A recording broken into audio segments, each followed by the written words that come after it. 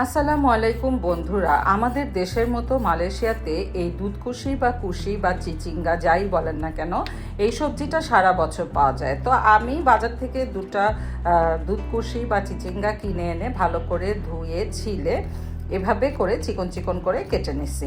সেখানে কাঁচামরিচ, পেঁয়াজ, লবণ, একটু হলুদ দিয়ে ভালো করে মেখে নিলাম। যেহেতু আমার মেয়ের হাঁড়ি পাতিলগুলো অনেক ছোট ছোট, তাই আমি একটা গামলার মধ্যে আগেই কেটে সব কিছু মেখে নিয়ে এর মধ্যে একটু তেল দিয়ে দিলাম, দিয়ে তারপরে এটাকে রান্না করব। তো চুলায় বসাই দিলাম, দিয়ে ভালো করে একটু নেড়ে চেড়ে সুন্দর করে ভেজে নিব। যখন এই দুধকুশিগুলো ভালো করে সিদ্ধ হয়ে যাবে তখন একটা ডিম অল্প একটু লবণ দিয়ে ফেটে মাঝখানে এটা দিয়ে দেব। তারপরে এটাকে সুন্দর করে নেড়ে চেড়ে ডিমটা যখন সিদ্ধ হয়ে যাবে তখন আবার একটু নেড়ে চেড়ে এর মধ্যে রান্না করে নেব।